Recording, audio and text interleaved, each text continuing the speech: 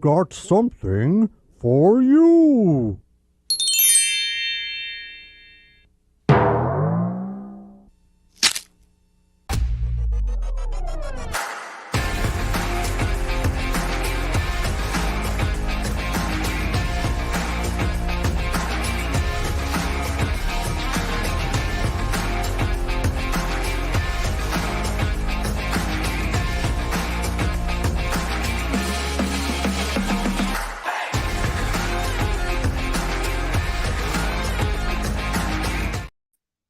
And good evening, everybody. Welcome to Roto Slappers, right here, exclusively on the Bloodline Entertainment Network. Yet usually you see, I got another ball guy next to me this time. Usually you're used to Tim, but we got a new one joining me tonight. Tim cannot be here, so I'm going to give him the proper introduction here because internet friend.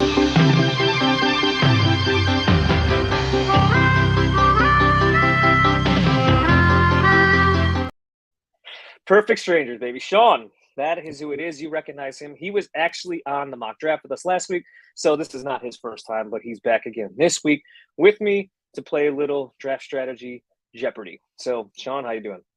Doing great, man. Thanks for having me again. Had a blast last week. Looking forward to tonight. Absolutely. Yeah, we're going to have some fun with this one. I got a fun draft board or game board. I'm going to ruin Jeopardy, and we are going to have a blast doing this, and hopefully people can learn something and go in because it's draft season. I had a live draft today that I was at. I have another one tomorrow night. Memorial Day weekends or Labor Day weekends coming up. That's when it's huge for a lot of people. So it is that season. So our goal here, help you get through that. But first, before we get going, let me play a little commercial for you. Tired of bored, uninspiring merch? Well, you need to go to bloodlinenetwork.com/merch. We got merch for everyone. Men, women, kids, in the home. We got tanks, V-necks, t-shirts, coffee cups. And we can't forget about beach towels. That's right. Get your ass off that hot ass sand and get your Bloodline Entertainment Network beach towels. bloodlinenetwork.com/merch. For your pleasure. So Devin and Tim did join us tonight. So yeah, make sure you go get that Bloodline merch. Like I got my tank top, but we got a lot to get through, so I just want to get to it right away. But before we do that, I'll get to just some of the comments here. Once again, Courtney, thank you for coming in. Graydon, thank you. We got Justin in the house. Who else we got here? I don't Nova. That's for you. You got a comment in this one, huh? The legend, he says. Our buddy right there. He's my he's my coworker. You know, we played a lot of leagues together, Nice. and we're actually sharing an FFPC team coming up here in a couple weeks. That's my brother from another mother. What's the buy-in on that? We're doing a super bracket draft. It was 1,000. So yeah, it's steep, but you know what? This has been on a bucket list. You know, it's one of those things where I want to see how I can do against people that I don't know. You know, when you have your home leagues, you know, generally people have certain strategies. They like to go receiver heavy, running back, you know, stack up the quarterbacks, so on and so forth. But in this, I assume everyone's the top, you know, the other 11 teams are the top 11 players in the world. So I just assume automatically that got to be on my game. We got to be sharp, you know, have that mindset and just see what happens. But they have another. Obviously, they have the main event. That one's $2,000 entry. We wanted to start a little lower, but next year we'll see. Jump into that one. So what do you win? What is the main? If you main event, I think pays $1 million. $1 million. There's a group of guys. They're Buffalo Bills. One of them was in our pick 3 chat.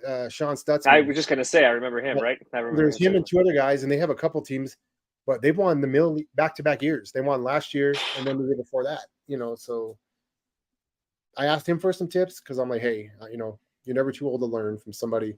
And if they've already won $1 million, hey, who am I to say? You know, ask away. What was the tips they gave you? Because it's tight end premium, so you want to, you know, sometimes people want to fade the tight end. Like I didn't get Kelsey or Andrews, so I'll just push him. He said, don't do that. He said, you know, take your spots, when you have a tight end on the board that you might like. Don't reach too far. You're going to have to reach somewhat because everyone's going to get their guy, and the ADP matters, but only to a certain point. There's going to be levels where you're just, this guy's not going to make it back to me. I better take him now. Things like that. So yeah. And so the setup, it's 12. Is it a 12 team? Or it's do you 12. play against everybody? Okay. Yeah, So and 12 team, half point or full PPR? Full. 4-point touchdown passes, so on and so forth. So, but the super bracket, rushing quarterback a little bit. Yeah, absolutely. But the super bracket, you have, I think it was 8 or 9 divisions. I'm not totally sure, of 12. Everyone has the same buy-in. It pays 4 spots. And then I think it's 4 from each division make the playoffs. And then you get seeded based on your overall record, overall points. They seed you, I think it's 30 teams. I'm not sure all the details about that. The playoffs is our goal. That's our, you write it down on the board, beginning of the year, playoffs. Yeah. Because you win your money back plus then, right? You're already over that. So yeah, you get your money doubled. So just wait for you next so year. that sounds, yeah, I could see that. I wouldn't want to wait if it's tight end preem. I'd never want to wait. Regardless of what it is. Like, I would make sure I want to leave that one of the top 6 probably. So yeah, I see what he's saying on that one. I like that he was also he was like, get that running back too. And especially he was not shy from getting one of those. I don't know if he said that about yours, but I just like the fact that he was not the anti-running back guy because that's music to our ears. That's probably we're too in sync maybe on too many. We definitely the see White that Sox too. All our terrible teams and terrible draft strategies. It's great. It's great. But I can't wait to hear how this goes. So you gotta keep me updated on absolutely how this is. Let me know how the draft goes because if you're in Vegas to do this. Yeah, we're drafting live in Vegas. I think there's 2 live drafts in Vegas for this event. Main event has, I think, they have 2 or 3 on Thursday, opening night, so September 7th, and then they have a couple on the Friday, the day after, and then on Saturday as well. They have a couple live drafts, and they have on Thursday. They have a big party. The end of you watch the opening night game it'll be the Chiefs and Lions. So there'll be a bunch of people there. A lot of people in the industry, a lot of big names. I'm looking forward to that. Meeting some. I really like 4 for 4. I give them a shout out. I really enjoy their content, and I'm looking forward to meeting just so many different people, and you kind of branch out. Plus, it's your second trip to Vegas now, right? In like a month. I mean, I don't want to. Is it indoor this time at least? Or you got to sit out by the pool? No, this is indoor. This is inside the Planet Hollywood. They have ballrooms they reserve, and I know the NFFs, they do drafts out there, and they're at Park MGM those same days. So there's tons and tons of fantasy analysts and just fans like myself drafting. So that sounds awesome. It's gonna be a fun experience. You got to keep me. Is it slow or what is it? 2 minutes per pick or it comes? You get a minute. Doing that? It's 1 minute. You get a minute. Yeah. So you got to be. Yeah, focused. That's intense. Phones off, no distractions. Just. What are you gonna do? You have a list. You're gonna just try to stick to that list at this point. You make your guys cheat sheet and just go okay. Or you're gonna vary. Well, he and I, we both work at the post office, right? So we're out working on our own as a mailman, and we just chat all day, almost every single day, talking about, what do you think about this at this spot? What do you think about that at that spot? What do I think about this guy? What about that guy? So we've talked for months. We signed up, I think, late April. So we've been talking almost every single day. We send each other little, clips from X, Twitter, whatever you want to refer to it as. X, I don't know what the same X, Twitter. Call it Twitter. It's fine. Twitter. I have a hard time breaking that, but we talk regularly. We're pretty much on the same page. We have a few that's good varying perspectives, but it's good because you don't want to be in a situation where you partner with somebody and you're like, well, you want you're right on everything new, yeah. Especially when there's money involved, you don't want to ruin a friendship. So you both have to be level-headed and just say, hey, like, this is what it is. You have your guys, I have mine. Let's see where we meet. So yeah, you need a voice on each shoulder, really. Right. You do, because you need a voice on each shoulder. Like, yep. And I couldn't. It's tough. $1,000 sharing with another person too, especially when you do make. It's gonna get intense, but you're gonna do well. You do well in all this stuff, anyways. And that's why you're here. That's why we're gonna help teach some people some draft strategy tonight. So let me let me try to do this control center here and do this the right way, right? Let's do this. I got to take this off. So many rules to these overlays and things like that. I don't want to get yelled at. So let's do this. Look at that. It's like I got like a legit operation we're running here. I'll let you start. Where's so Alex? I did 3. I could be Alex. I could just be this pompous dude as we run through this real quick and just like did you see the commercial I kind of made earlier when I could just be the Will Ferrell version of him. Like that was the stupidest comment I could have ever heard type of person, but we'll have fun with this one. I only made 3 so we could talk about each one too. We don't have to rush through it because the whole idea is it opens up a convo. And that's what we're hoping people leave here with. So let it rip. You can start. Let's do roster builds for 10. Roster builds for 10. Oh, you're going to love the first one too, by the way. This will be fun.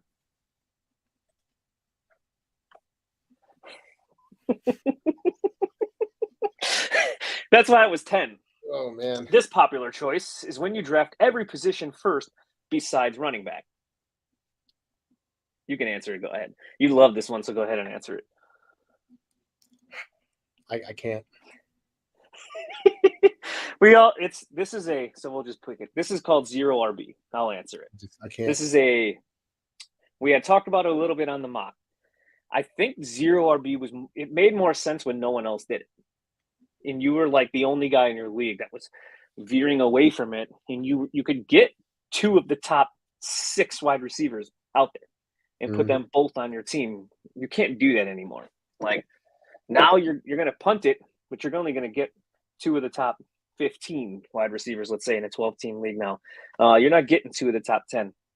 It's not and if you don't hit on, and basically for anybody out there that's new to 0 RB, you're basically going to fill out your wide receivers, tight end, and quarterback, really. The hardcore 0 RB is you fill out every starting position besides running back, then you get to running back. It could work.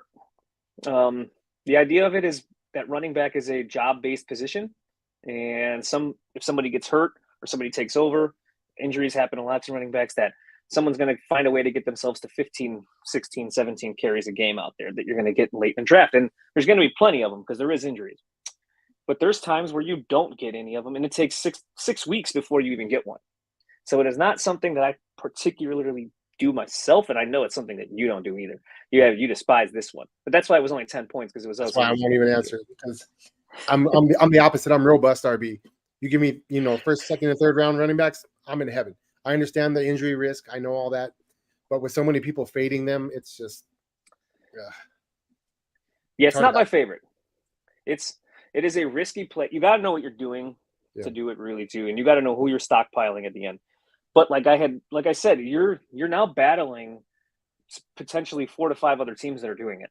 So when you hit the late rounds now, like you have everybody's now at this point is piling in on those running backs too. So you're not getting all the ones that you used to get too when you would kind of pull this route a little bit earlier, where everybody else would have to veer off and start doing like quarterback, wide receiver.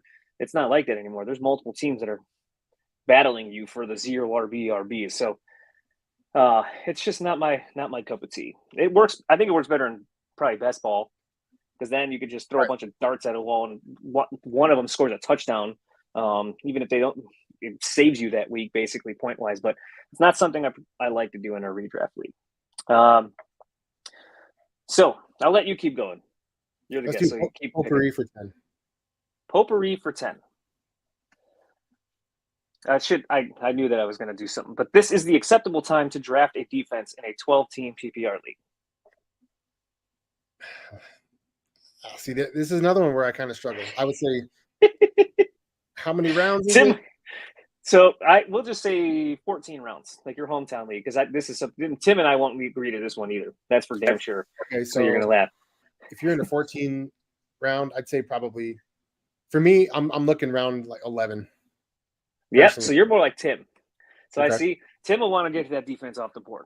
I'm the one who made this, so I'm the one who says this. But I'm glad that there's differing opinions here because for me, I always say last in stream. That's always what that's kind of the way I like to do it. That's why I'm glad you're playing the rule of Tim right off the bat for me. Perfect. So that's perfect. I know he likes to get one of those defenses when before it's over, so he can get one of the top defenses at times. And I'm a last in stream kind of guy. Depends on who's there on the board for me.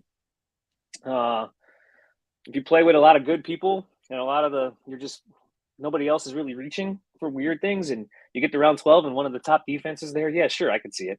I just particularly stream and do it that way. But you can see why I'm having some fun with this. Go ahead. Let's go potpourri for 20. Potpourri you're going to laugh at this one too, because this is the acceptable time to draft a kicker in a basic 12-team PPR league. I got to ask, what's the scoring? Is there bonuses? Is it like stop Nope. fishbowl? Just Nope. standard. So this would be you got it. Hometown. Yeah. Last round. I'm fine with that. Yeah. So I put second to last because I would just do defense, but I'm perfect with it because we pulled it up. We were doing a lot of this for Scott Fishbowl, but the scoring is so crazy kicker wise, and it's more important at Scott Fishbowl than it is and it's just a basic scoring like hometown 12-team PPR league. Like the top kicker average points per game was only like 0.9 higher than like the 12th kicker by the end of the season. So it's a very random position when you're just using basic scoring, Right. But like very, very random position when you're using basic scoring. A lot of people like the Justin Tucker early thing that they used to always pull and stuff like that. But yeah, the points per game by the end of the season is not that drastic between the first guy who takes it and the 8th guy that takes it. So for anybody that's new out there, you don't want to overreach on kicker. Do not do that. And can I add something to that? Yeah, of course. Sometimes, I'm weird with my kickers. Sometimes you want to get the kicker. You have the Mahomes, the Lamar Jackson. You might want to target Butker a little earlier, or Tucker, because it makes a difference. But then I've always kind of veered towards the guys that don't have the potent offense as much. Yeah, guys, like it works. Like my guy is Carlson for the Raiders, right? They're going to get in the scoring range, but they're not always going to score touchdowns. So he kicks those 50-yarders like nothing. So yep, they're going to stall and boom. In leagues where you get like maybe a 4-point for a 50-yarder or a 5-point for a 50-yarder, I like to look for those kind. But if it's just a standard 1 and 3, you can wait because they're generally all the same. You don't like Moody, huh? You don't want to take Jake Moody real early this year? I'm a homer to a point. Not as a Michigan fan, like, I know he was good. But there was times where he still kind of left you like, So he's my Warrior Bowl kicker, I believe. Oh no, I got him in Warrior and in SFB, both. I got him in. I'm not in MFL though. I'm on Sleeper. So are you, right? For Scott Fisher, you MFL? I'm in my fantasy league. Oh, so you are MFL. So yeah, right. I don't know. What would you take for that? I prefer my fantasy league, honestly. Sleeper is a great app, but I prefer it because for Scott Fishbowl, especially because you can start multiple kickers. And with that crazy scoring, yeah. And ironically, I only took one kicker, and he might not even make the team. So let's not talk about that. But let's leave that for Yeah, we'll see how the Moody one pans out. Yeah, and Sleeper though, I kind of maybe reached a little bit on Moody, but I think 5 kickers are gone when I take them. But you are dead on. I did MFL last year for SFB, and I ended up flexing McPherson quite a bit. Right. And it worked out just fine. Like he was a cheap 12, 13 points easy a week. So yeah. But in your regular league, you don't need, if you're new to this and you're looking at a board, you don't need to reach to go get Justin Tucker. You want to stockpile a couple more skill position guys with a little bit of upside for later in the season. Because kickers a dime a dozen, but correct. Let's go ADP for 10. ADP for 10. This is where it was. This wide receiver is currently being drafted as a top 15 wide receiver. He has not finished better than 14 in 2 seasons, and his team added the best wide receiver in the class.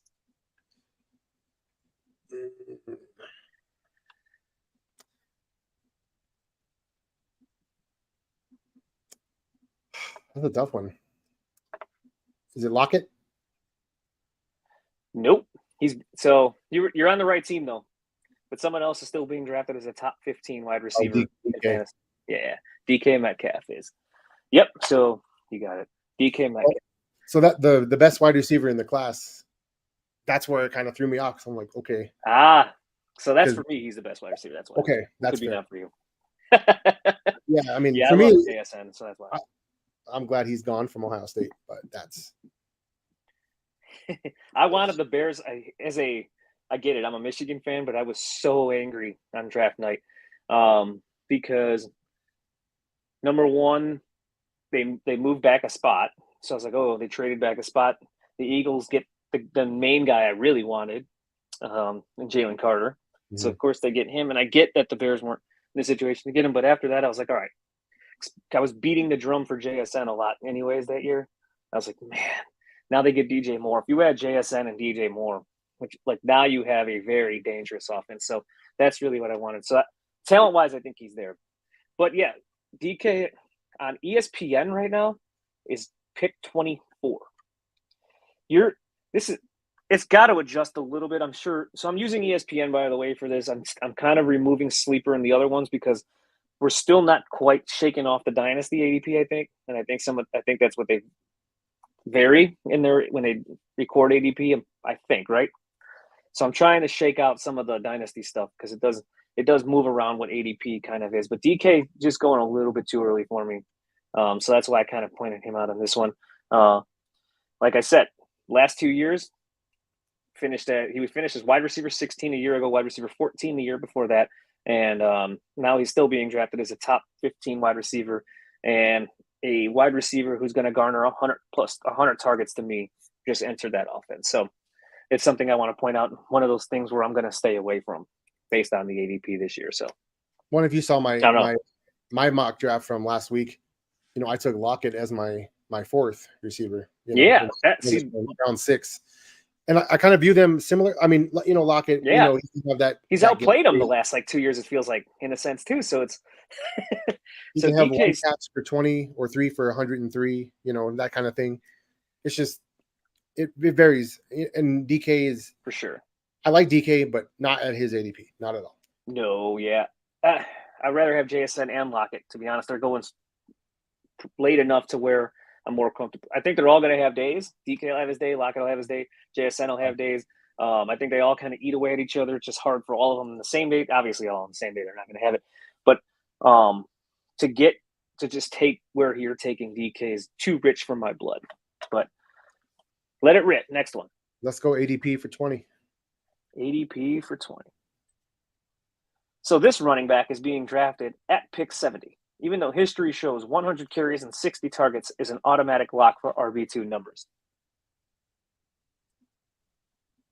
You have to show me that one. Haha. So this guy, we'll see where he might start going a little bit earlier. Little bit. I think he's safe.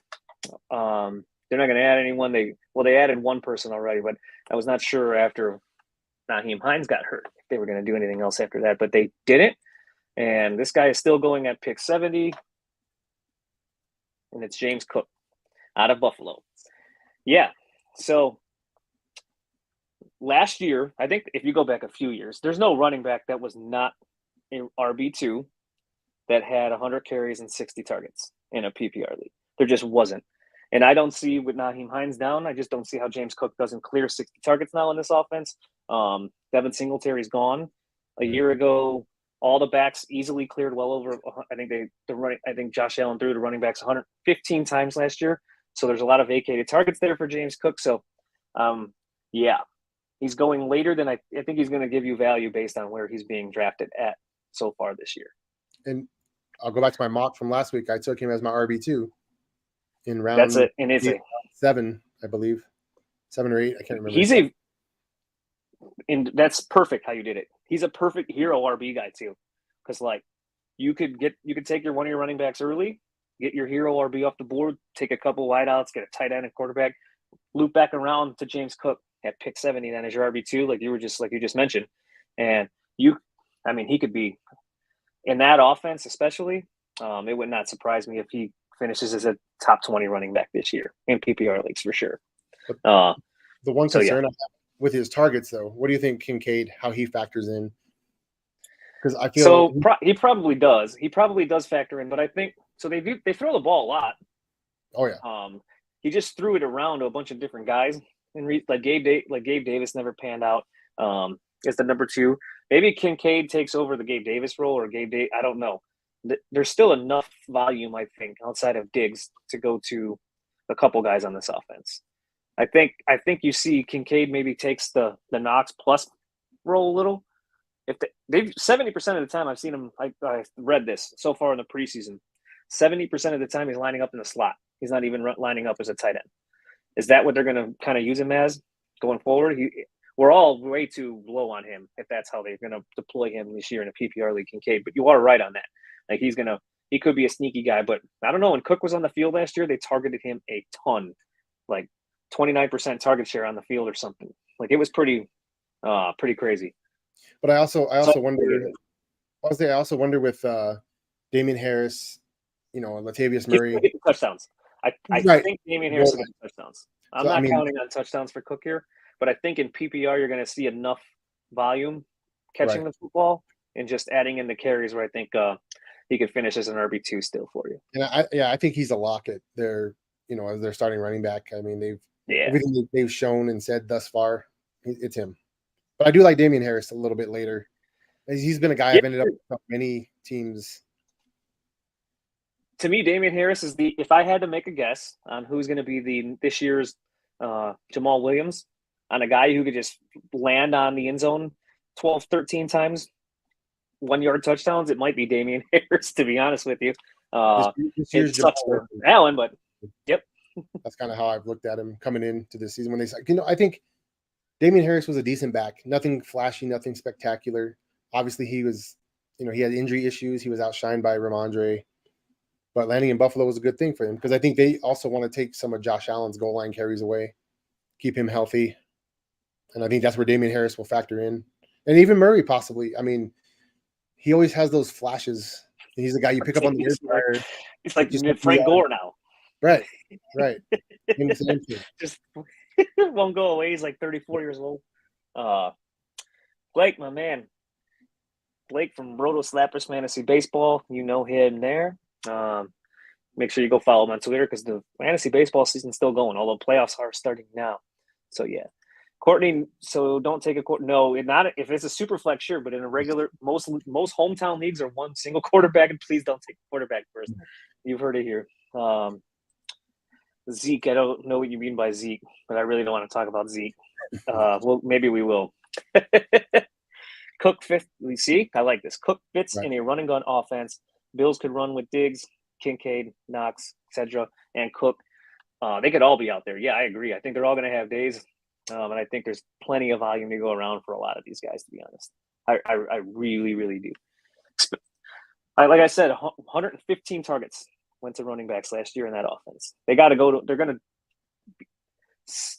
I expect a similar number at the end of this season, and I think Cook's going to see the lion's share of those targets, and that's what saves him in this one. Agreed. All right, let it rip. Next, we're going roster builds for 20. Courtney, perfect segue. This method teaches to wait on quarterback. QB. Yep. So this is late round QB. This one is it's a smart play because you do tend to stockpile skill guys.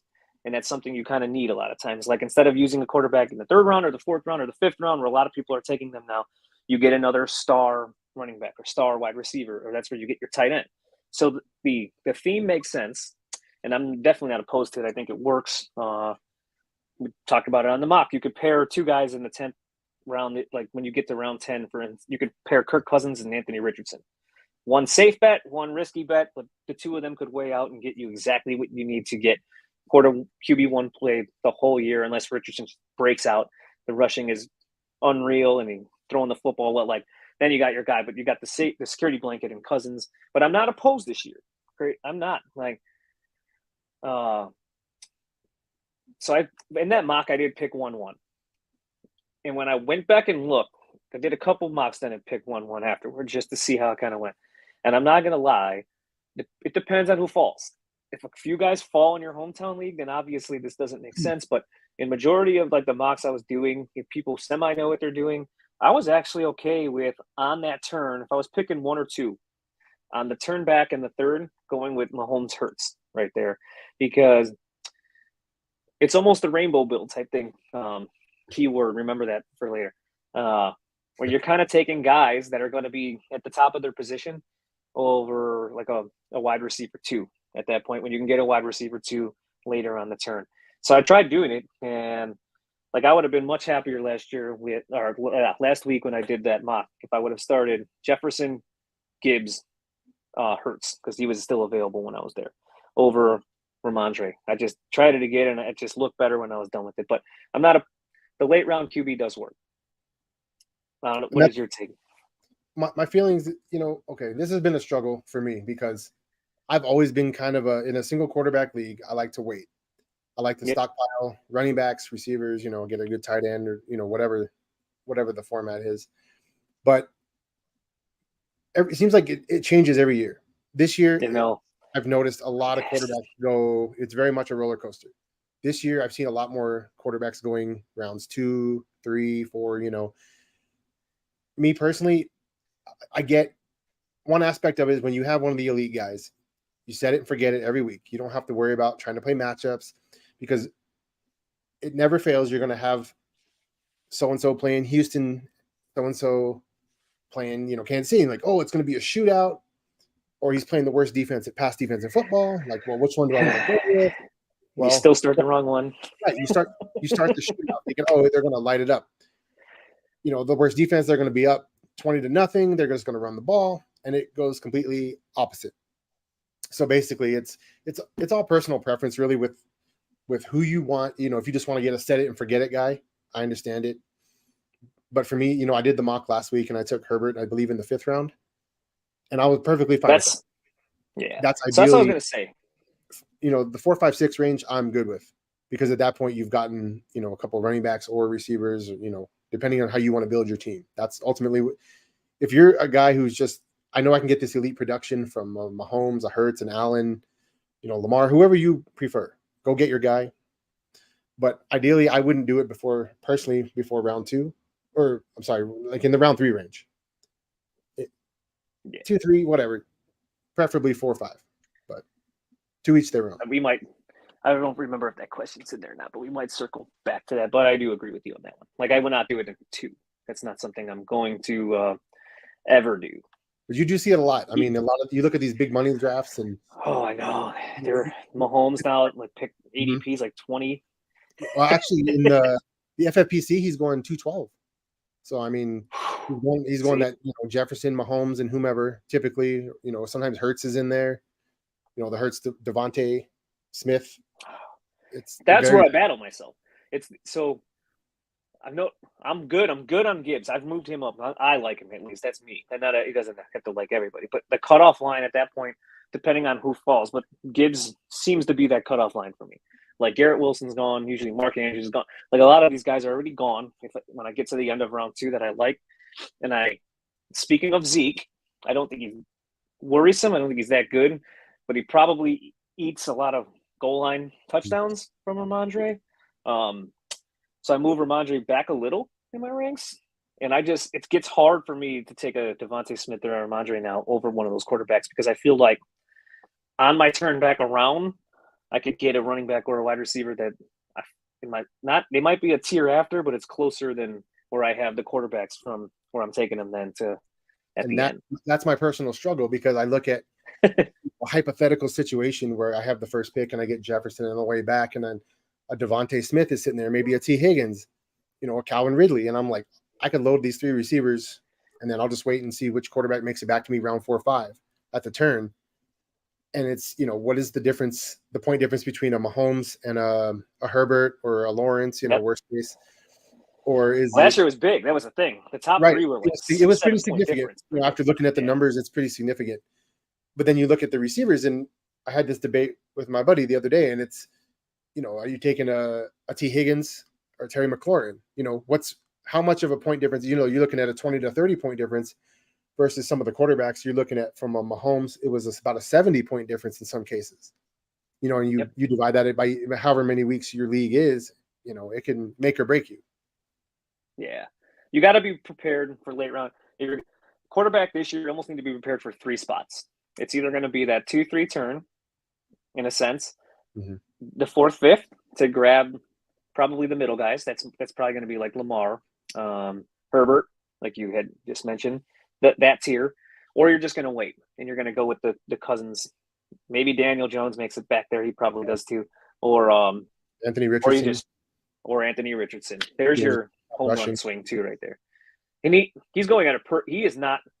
He don't. Everybody is very critical of like, I can't draft a rookie quarterback. If you're getting him in the 10th, 11th round, look, you're fine. You'll find a quarterback on waivers to replace him with if he's that bad. It's a perfect spot. You're not paying a lot to get a top. He has the upside of a top. I'm eyeing the upside for Richardson with his rushing. If he has a season like kind of similar to what Fields had last year, rushing wise, I don't obviously expect the same numbers, but people are. There's people talking that he could be a top 10 quarterback, and me personally, I'm not in on that, but I get it and I respect it. Everyone has. But at least he's being drafted outside of the top 10 still. So that's the good part. So you're not paying top 10 to get him. Exactly. You're not buying him at the ceiling. You're getting him as a basically a upside floor play, essentially, with who knows what potential he has. I just assembled the Megazord today of quarterbacks because in that live draft, I got Hurts. I did take him. It was a keeper league. And I did do the Hurts second round, but it's keeper. So basically it was the third round based on how that all went down. So I took Hurts third round because I was going to wait a long time and I knew the run was going to happen. And then he was still there in like the 11th round. So I took Richardson. So now I have Hurts and my backup second quarterback is Richardson in the single QB league. I was like, it's fine. We're in the 11th, 12th round. I'm taking him. Nice little security blanket too if you do take one of those early quarterbacks because but next, go ahead. Let's go back to ADP for 30. ADP for 30. The secret is out on this tight end. It will now cost you a 4th round pick to acquire his services. And this is a veteran, I assume? Yep. Could it be a Darren Waller? You nailed it. It is let's see. You nailed it. Darren Waller. Bingo, you got that one. Yeah. He his ADP for right now for ESPN has moved into the 4th round. Yeah. So he's up there now. He's with Hockenson. So and he went today in a live draft, a hometown league live draft, and he went right around those same guys right there in that 4th round area. So yeah, Darren Waller rumor is out. I know he's probably going to lead. I agree. He might lead the Giants in target if he stays healthy. Number one. For me, it's always been that. It's always the health. But it's one of those things, there's so many guys that are injury prone, have had injuries, and you're like, I don't want to do. Sometimes you just have to wipe the slate and just say, hey, it's a new year. He's going to stay healthy this year. You gotta go for the upside shots. And he's one.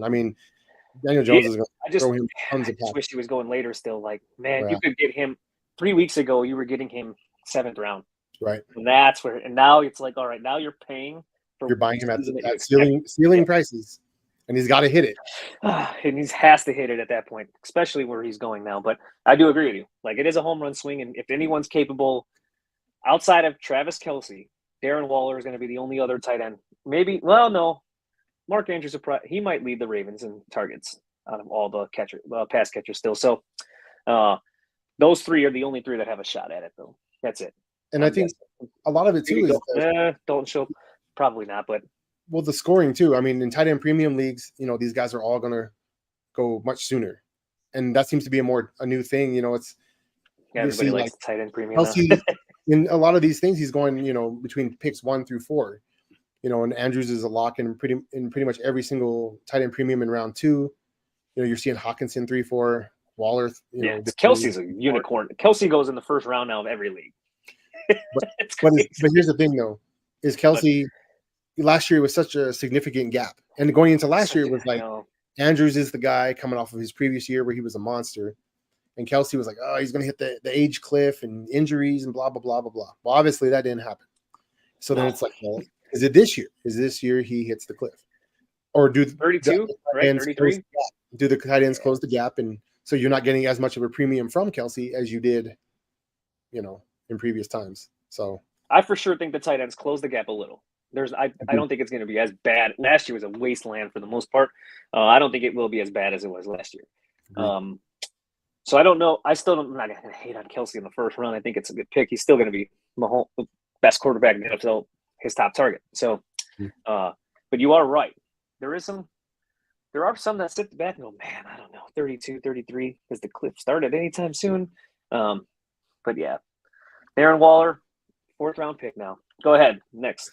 Let's go back ADP for 40. ADP for 40. This talented rookie wide receiver is going almost 20 picks after JSN and is in one of the highest volume passing attacks in the NFL. Is that Jordan Addison? Oh, yeah. Keep hitting the wrong button here. It is Jordan Addison. You nailed it. Yep. On ESPN, Jordan Addison is going 20 picks right now after JSN when I looked at it. Yeah, that's kind of wild to me. I think Jordan Addison's my number 1 rookie. He was mine coming into the draft and everything. So, oh, look at that. So he was your overall. I like JSN in Dynasty. I think by the end of the season. But yeah, Jordan Addison to me is walking into the greatest situation of all of these rookie wide receivers. He has Jefferson on the other side of him that all the attention is going to go to. He has Cousins is pretty good. Let's not hate on Kirk Cousins too bad. Good enough. Good enough. And yeah, good enough. Definitely good enough to get the ball to all of his wide receivers. And then they're going to throw the football almost more times per game than every team in the NFL. The defense is pretty bad. Yeah, and there's another kicker. So they're going to either a lot of shootouts or play from behind this year. It's going to be a rough start. It's going to be hard to repeat what they did last year to start the season too. Yeah, a little bit. I mean, I've been reading some KJ Osborne camp hype, and I'm not buying it. Remember B. Johnson was ahead of Justin Jefferson. All that comes up all the time. Yeah, I don't buy it either. He was a stud at Pittsburgh. He was a stud at USC. He's going to be just fine in the pros. Yep. There's an easy 100 targets to me. I really could see everything that Thielen had, and he's a more dynamic athlete than Thielen. I don't see why. Oh yeah, major upgrade at this point than Thielen was the last couple of years there. So, and Hawkinson, I still like him. He'll get his too, but there's plenty for all 3 of them to get theirs this year. I noticed today I went a little maybe robust running back to start this one. Eckler, Taylor, and Hall were in the first 4 rounds. I took all 3. So that's definitely a little robust running back. If you end up doing that, because the value is just too nice. Jordan Addison is just sitting for you on a silver platter for wide receiver 2, I think. And I think you're going to be very happy throughout the season with him because he might start off with only 11 or 12 points per week, but his role will increase too as that season goes. And like you just said, slam dunk. There's going to be he's going to have a lot of one-on-one matchups because, the safety is always going to be rolling over to Jefferson every time. And Hawkinson, they're going to have to be aware of him over the middle. So why not? Oh, we got some more. Let's see here. Let me get to some of these others. Devin is in the house. There's Tim. Tim. There's Tim. Where are you? Supposed to be here. Tim is watching. I know, Tim. Dylan, my man, also, who makes all the graphics for me and makes us look good. So go ahead. Let's go back ADP 50. Let's close it out. 80. Close out. I did this one for you, by the way. This San Francisco wide receiver is going almost 40 picks after the other San Francisco wide receiver. Brandon Ayuk. I put this one on here just because I want to get your take on it as the 49er fan here. I always keep clicking the wrong thing. There we go. Yeah, it is Brandon Ayuk. I have them ranked side by side. And that's where I put them, side by side. It's probably because I'm a little lower maybe on Debo than the consensus is. But I think they're equal, to be honest with you. And I think he's going a little too early for me, Debo. Because I don't think he's going to get all those carries ever again. I don't think so. And if Mitchell's healthy, and Debo, 2021, he carried that team. He was amazing in the playoffs. He did so much. And, last year, I think the whole contract thing, he just kind of was just detached from football. He was out of shape. He wasn't in Debo shape. Well, this year, I don't know if you saw the game last night. He looked thinner. He looked fast. And he's a tackle breaking machine. That's just Debo's game. He's a monster. But I don't feel comfortable taking him in round 3. I'm not even. I think it's just he's going 3-4. maybe I like. Go ahead. Sorry, go ahead. No, go ahead. I was just saying I like Ayuk. Although Ayuk is creeping up now, he's going in the 5th round, and that's he is starting to creep up a little bit. But at least still, when I did this, it leaves like 40 picks still between the two. Which, if you're going to tell me if you had to ask me between right now at their current ADP, which one I'm taking, it's Ayuk for sure. Okay. That's the one I'm going to take. I like him a lot too, and it's not a knock on Debo either. He's an uber talented guy. It's just a lot of mouths to feed in that offense, right? It's all about with Kittle, Debo. McCaffrey, and yep. And if you can get him later, sure, he'll have his weeks. I'm sure of it. But I'll just take the guy that I can get much later, who's also, I think, by the end of the season, going to be very similar in workload and volume as a Debo is. That's all. Very excited for Ayuk. Yeah, that's the one guy. I got to get more shares of him. I tried today, and I did not get. I was hoping to get him. It was this close, but I'm definitely going to have a few more shares of that before this is all said and done. Yep, go ahead. Next. Let's go Potpourri for 30. Potpourri. In a 3 wide receiver league, you should assure you have one of the blank ranked wide receivers. So if you're in a 3 wide receiver league, basically, where are you taking your first wide receiver? Where do you want him out of the top what? You have to have one of the top blank wide receivers. I'm going to say the top 12 minimum. Personally, that's what is top 12? So there you go. We agree. We're both running back guys. So this is why I put this in here too. Both of us love the running back. Well, just want to at least have one like big time bell cow. So we're not 0 RB guys. But you got to know the format you're playing in. And a lot of leagues now do 3 wide receiver sets. So if you're in a 3 wide receiver league, take the running back first. That's fine if you want to, but make sure you come back around with the wide receiver. And make sure you get one of the top 12. That's kind of how I'd like to do it. Make sure you it's almost like hero wide receiver in a sense. I'd like to do a hero wide receiver build when I have a 3 wide receiver league. It's just going to work out for you easier as the season goes on, having one of those top guys. So I completely agree with you there. And that's a situation you see a lot. People do a lot of underdog drafts because you have to start 3. So they will load up 3 receivers no matter what. It doesn't matter what on the board. Every time they're going 3 wide. And I'm okay with it under certain circumstances. It depends what pick I have. That's another thing. Obviously, for pretty much everyone, Jefferson's the number 1 pick. You get towards the back half of the first round, and there's quite a few of those top 12 guys sitting there. It's hard to pass them up. It's really a I'm not even. If you want to take 2 of them, I'm not opposed to that. No, I'm just one for sure. I'm taking like SFB for instance. We were in a perfect spot. I felt like perfect spot at that 3. That's what I loved about picking 3rd. And I picked 3rd though because it was the kids' age, but that's really what I did. I had no strategy behind it at all. I just was like, what number let me think of something that I can use in life and just use a number based on that. But it worked out great. I'm glad I did it. It's like fate because now you're here too. So see, now you're here joining me on this pod, and I'm in a SFB. I'm wearing a shirt here. There you go. Scott Fish. I gotta always give him a shout out because we're doing a dynasty league draft right now too. Zach and Chris that I met from the Chicago Live drafts, like just brings everybody together. It's awesome. Honestly, Scott does best. I'm not sitting here right now. Really cool. Scott Fish. So nope. Yeah, real. I don't know. Yeah, it's great. Remember 6 Degrees of Separation with like Kevin Bacon? Yep. Like that's becoming Scott Fish.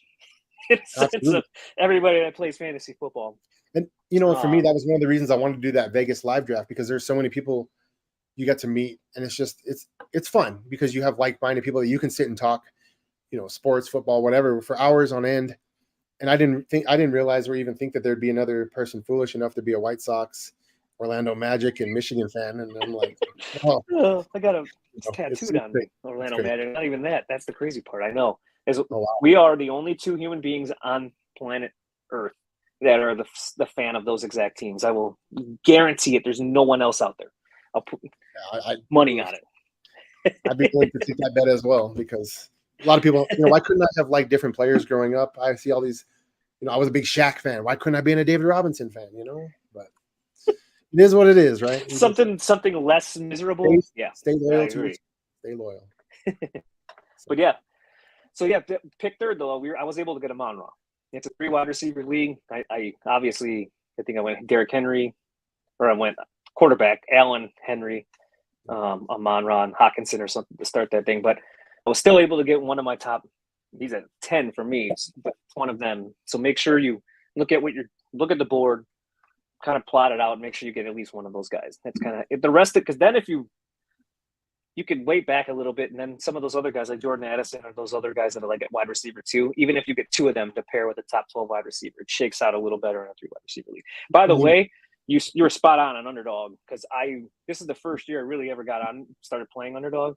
I did it because of everybody was talking about it in the pick chat, and my first one, like my jaw dropped as I'm watching this I was going, what is going on? Why is the first 80 picks of this draft all wide receivers? There's no one. Yep. Is it McCaffrey like a? Yeah, dude. I can't believe it. McCaffrey and Bijan and Yep. Crazy. It'll really test you as a running back. Speaking of the Scott Fishbowl draft, I had Josh Allen on the way back. I took Derrick Henry, and with the 3rd round reversal, I took Ramondre Stevenson, and then on the turn, I took Tony Pollard.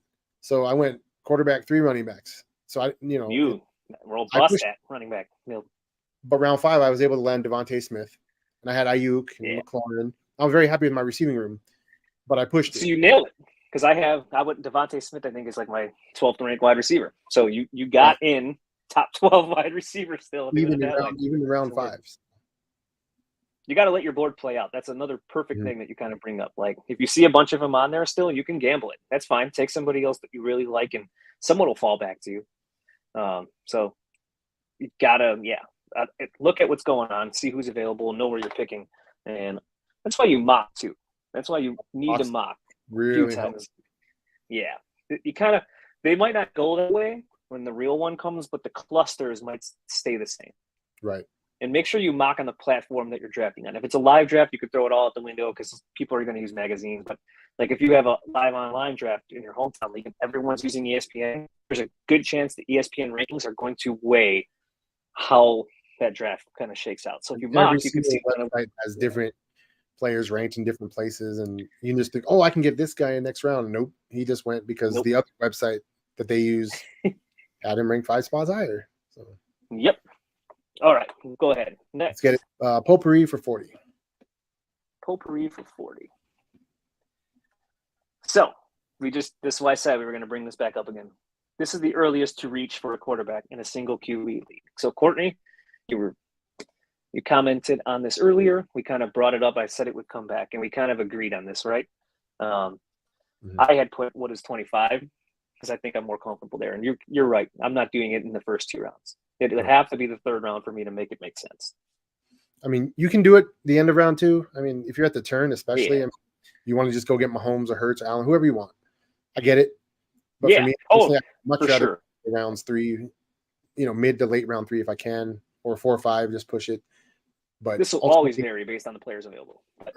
Right. You never know. I mean, you see some good players falling, and you're like, well, do I really want to pass on this guy for a quarterback? It's just, you got to really weigh it and how much you personally value that quarterback. Or if you see like 3 guys that you have very similar or tied, and you want the quarter, if you're picking, let's say 11th or 2nd, because that we're talking about that one. So you're picking 2nd or 3rd, and there's a few guys that you have paired together, like you're just saying, that you like.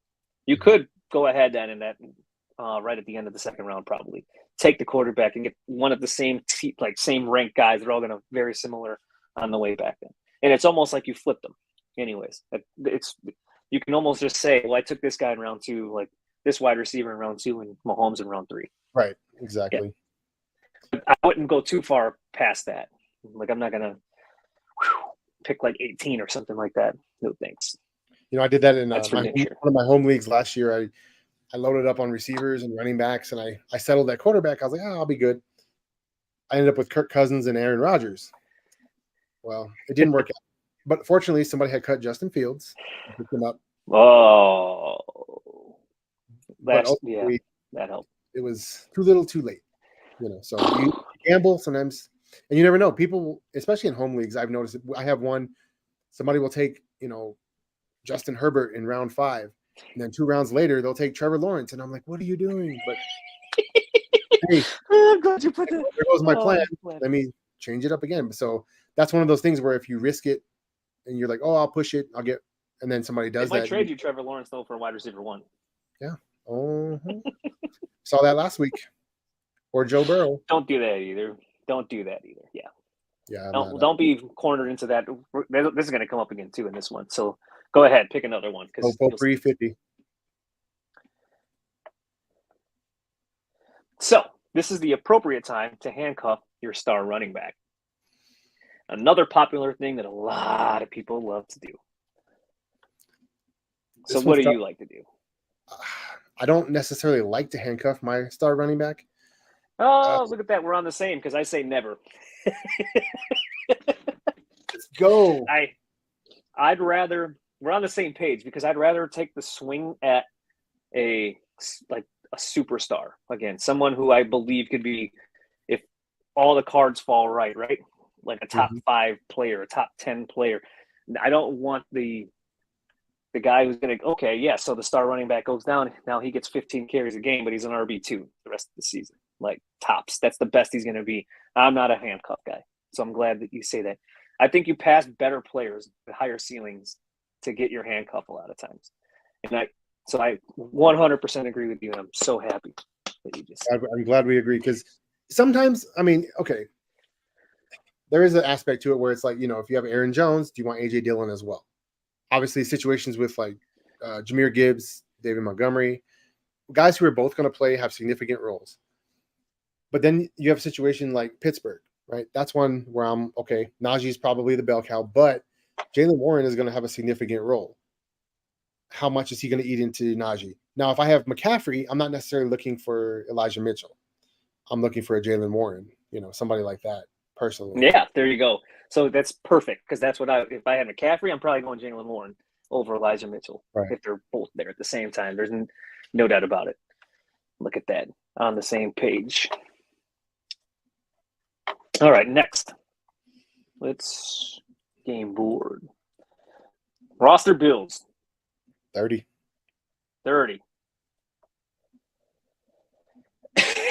This one speaks right to us right now.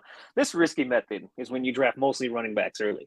I did it today. And you just talked about doing it in SFB. Would it be robust? Robust. This would be robust. Yeah. So this would be I keep clicking the wrong one. Let's see. Here we go. Robust running back. Yep. So this method is basically when you just stockpile really good running backs early on in the draft. Sometimes the value is too good to pass on. It's going to happen a lot, I think, this year. A lot. Because when I was doing ADP, I almost put Taylor in there. And I almost put Jacobs in there because Heap Cummings from CBS had joked on a tweet like, there's going to be a ton of drafts that somehow someone starts Justin Jefferson, Jonathan Taylor, and Josh Jacobs, all three on their team, the way that it's shaping right now. And he's not kidding.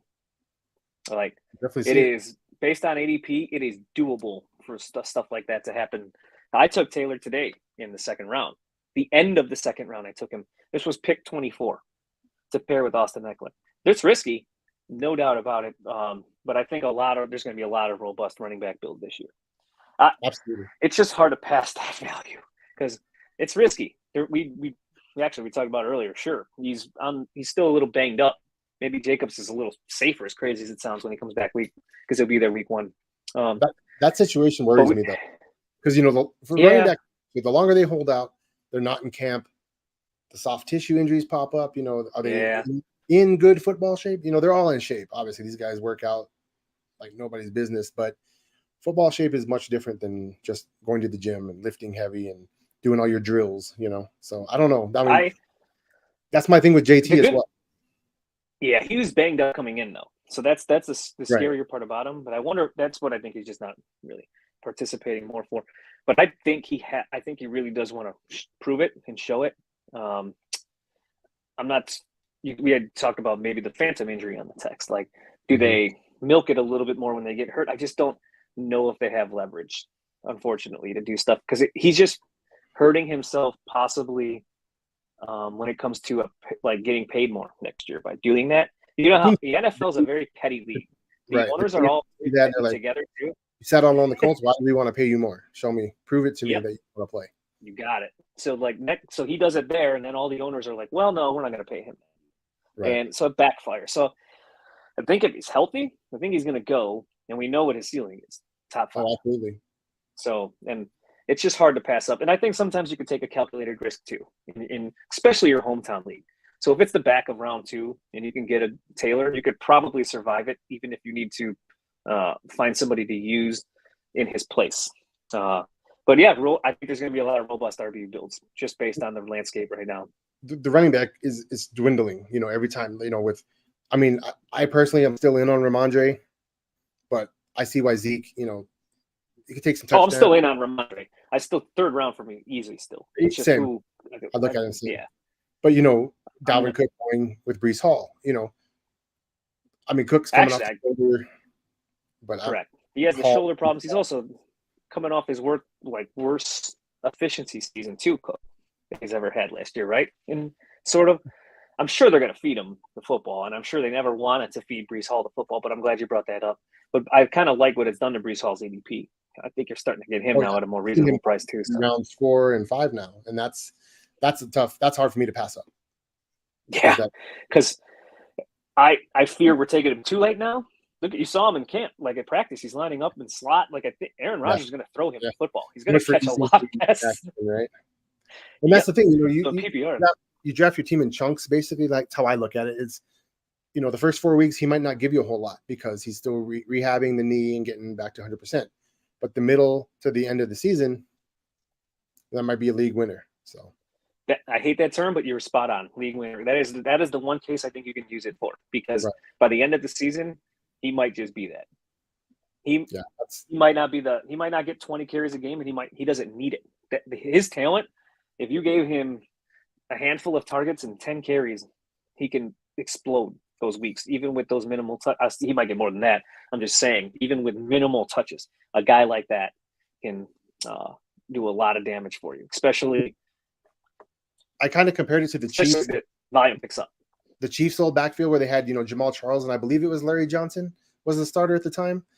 And Charles would come in, he'd have 9 carries, but he would get, 60 yards and a touchdown. Yeah. Minimal work, but he was explosive. Yep. And you could start him, maybe flex viable. So I love that comparison. That was a good one. But that's kind of what it's like, because that's Dalvin Cook to be right. Exactly. That thunder that they were looking to get, and they kind of got it now. Because they ain't going to use him in the pass game. I hate when people bring up, he caught 50 balls one year, but yeah, he also led the league in drops for running backs one year, and he's one of the worst pass protection running backs. They just used him as a 3-down back in Minnesota. He's just not that good at it. He's definitely not better than Breece Hall at it. So, all right, go ahead. Let's go roster builds for 50. Oh, let's do it then. Oh, look at that. I'll go back to the other one. Yeah, it's all right. This method is when you draft to trade instead of fill a need. We just talked about this. I can't answer this because I don't last do it. week. This one I have no answer. So I called it the shark build because basically the Sharks, this is when they like to just feed on minnows. And that's exactly what they're going to look for. Don't be a minnow. That's where I'm getting at in this again. Just don't be a minnow. Someone's going to see that you only have one running back or something, and they're going to draft their 4th running back and try to trade him to you for something. You don't be the minnow. Don't be the guy who loses value on a player because you have to fill a roster need. And that's what the Sharks are going to do. And there's shark builders out there. I'm not hating on them. If you be the shark, if you could be the shark, just don't be the minnow. That's what I'm getting at here. Zach last week, right? Yep. Hey, everyone has their own preferences and how they play and their style and whatnot. But me personally, I don't do that. I would rather just take the player that I value there. And, there's always the possibility of the trade. But then you have the guy who has the 2 elite quarterbacks, or he's got the extra running back and you're not using him at all and you really need him, but he's going to say, well, I want, this receiver and this tight end, or else you're not getting it. And it's just, don't always pay the price initially. Negotiate. And maybe they make them never do it right after draft. The one thing I could tell you is never trade with the Sharks.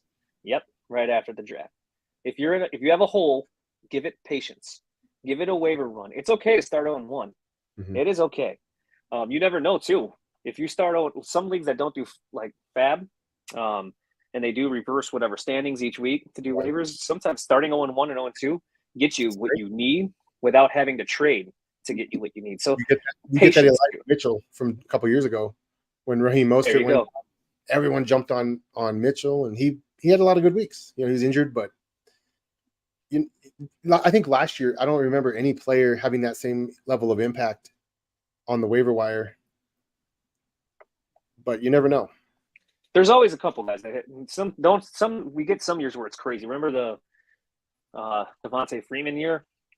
Well, That might be like the biggest one that I've ever seen.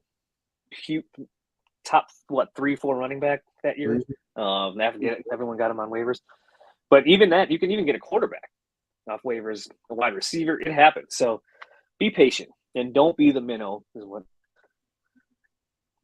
what we're preaching. I'm burping up pizza. All right, now it was 40. So let's 40. do roster builds for 40. I had to throw you a curveball. I know. I had this balanced method is when you select a top option at each position to start. This would be the rainbow start. This is definitely the rainbow build. This is one I do a lot these days, it seems like, and certainly is the rainbow build. I just did the rainbow build in that dynasty that we just started a few days ago again, that slow draft. So that just means rainbow build means you're basically trying to get yourself a top 10 option at each position as it goes through each round. And that's kind of where you're going with it. So like you take if the running back's the best player on the board in round 1, you come back around, you end up with a wide receiver in round 2, you get your tight end in 3, quarterback in 4, or quarterback in 3, and tight end in 4, something like that. And then the rainbow build kind of just sets you up for, after you get through that, you can kind of go every way, because now you kind of have a base core is what that is. But they call it the rainbow build because if you look at your board, whatever app you're using, they're all different colored positions. So you kind of get the rainbow start there. That's one I never planned to do. Sometimes it happens, I guess. But I think it just varies, draft to draft. Yeah. You got to know what draft you're in. Absolutely. That's you never know how they're all going to be different. Who's going to be there? Like I talked about my Scott Fishbowl team. I didn't expect to get Tony Pollard in round 4, but I couldn't pass him up. No, even though I had no receivers. You could throw whatever build you're doing, basically right out the window, depending on whatever draft you're in, like you just said. So that's for sure the one thing that you kind of hold on. Nick will kill me if I don't put the right one of these on. I need there we go. See, now we're fixed. A lot of work goes into this. There's like a million overlays and templates and things I gotta fix, but now we're looking good again here. Nice template. By the way, thank you, Nick, for this awesome template and overlay. Once again, also the video. So Nick makes us look pretty. Is like what I would like to say, because he pimps us out with all that neat stuff. So thank you, Nick. But now I got it set up. But yeah, you are spot on that one. Yeah, you're let the draft play to you always. You don't need to go in with a specific way to do it. Just know all of them, because it'll help you if you see other people doing them too. Right. And it'll help you rebound. Yep. Go ahead. You talk about there's certain players that you really like, you really want, but when you go in with the mindset, like, I have to get this guy no matter what, you set yourself up for failure, because you're going to jump a round or two to take them. And you're instead it of might hurt, but you're right. Don't do it. It might hurt. To you, just let it play. Sometimes you don't get them. Sucks, but you'll get enough guys before if you stick to your guns and stick to your rankings the way you go in, you'll get enough of your guys that you'll feel happy with. And always have your own rankings. It's great to listen to other analysts and websites and so on and so forth, but make your own, because ultimately it's your team, and everyone values every player differently, so that's one thing I love that you said that, because that's the huge thing. I always have my ranks. And then if I'm doing the home league draft online on ESPN, I always will look at I'll have theirs next to mine. Right. And I'll try to see how they're doing it, and where can I, like Keenan Allen, perfect example. I'm not going to take him where I rank him, because I know I can get him later than that. Mm-hmm. I'll wait the round and take him around after, even though I have him ranked as a second round caliber player right now. Like Right. like end of second, I have him ranked, but you need to take him there. So know exactly the platform that you're working on for sure. Of course, makes a huge difference. 'Cause I've seen too many times it where people jump up and snag a guy, and you're like, okay, well, that works because it just pushed these other 3 down to me or whatever. I have my options. And that's another thing, so you don't get blindsided. I always have, when I'm doing an online draft, I like to have, say I'm 4 picks away, I like to have 5 players. So any of these 5 make it to me, that's what I want. Yep. And if they all, 4 go, well, there's my guy. If 3 of them are there you I'm gonna go. make a quick decision, That's when all 5 are there, then it always gets fun. Like, Then you're like, can I get a little extra time? Kicking, it's all 3, 2, and you just jump and pick the wrong one. But it happened a lot today. I was like, this is how I ended up with Breece Hall in like the 4th or 5th. I was like, good grief, all these guys are still there on my rankings that are like top 30 players. So right. then it comes a hard choice. Like, do I take that guy or do I take the best, highest rank guy I had there? But it's a fun luxury to have. I'm not going to hate on that one. No. You get to the part and you got 5 of your guys there. You're celebrating, baby. Especially, you're definitely. Well, Dak, here's the deal. I'm the best there is, plain and simple. I mean, I wake up in the morning, I piss excellence, and nobody can hang with my stuff. I'm just a big, hairy American winning machine. If you ain't first, you're last. You can get Will when that happens. You can get Will Ferrell on everybody. You're like, yeah, y'all just gifted me this now. That was fun. This was, I think, for a lot of people, going to be hugely informative. So, I appreciate you for coming on. Happy and running to just the 2-man with me too tonight, since we don't have Tim. Tim bailed you on absolutely killed it. I know he wanted to be on the Jeopardy show too. You have to do another one then. You have to get I'm 5. definitely going to do another Jeopardy show. There he is too. Great stuff, fellas. Tim.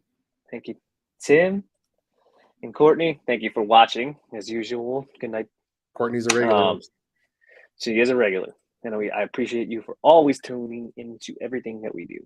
Let me try to do this real quick. So, where could they? Well, we'll start with you. Where could they find you on Twitter? Twitter or X, however you refer to it. It's the green one. It's like the Sears Tower for me. I don't know. It'll ever be the. Yeah. But go ahead. You want to call it? It's the green one. THA_green_1 number 1. You can find me anytime. Add me or follow me, whatever. I'll follow you back. We can chat anytime. I'm open. I love talking sports. Any sport, hockey, basketball, football, baseball, you name it. College. Fantasy football is probably my number 1 hobby. I used to play all the other fantasy sports, but they're just so time consuming, and I don't want to take away from my football studies. So, yeah, look, the best people to learn how to play fantasy football from are the people who play it hardcore. Trust me, that's something I strongly believe on. So, make sure everything Sean says you could basically count on, and he's an awesome source of fantasy football information. So make sure you follow along with us. If you are watching this, make sure you like and subscribe to the channel down below there. Make sure you do that. If you're not watching on the YouTube page, mosey on over there and make sure you like and subscribe it. Once this is over with too, if watching our beautiful faces right here on YouTube is not your cup of tea, you can just listen to us on every major audio platform out there, from Spreaker, Spotify, Apple Music, iHeart, and more. So all the major audio platforms that are out there, you can find us there. And make sure you also check out bloodlinenetwork.com. There's a bunch of articles there too. So from rankings to sleepers to busts that I have up there right now. So you can also go to that website, get your draft day kits in there, as well as all the other awesome stuff, wrestling stuff too. Entertainment, everything possible. 90 Day Fiance now on the Bloodline, or I don't even know what that show is or something like that, but it's on there. So, and it's super popular. Like I said, you can find everything you need right here on the Bloodline Network. And I'd like to once again just thank you for coming on with me, Sean. Breaking down some cheap Jeopardy. Have a little ball doing so. And we'll be back next week. Regular scheduled time, Monday night, 8 p.m. instead of the Sunday special that we have for you here, because I have something coming up tomorrow night. But yeah, so we'll see you guys next time, and take care.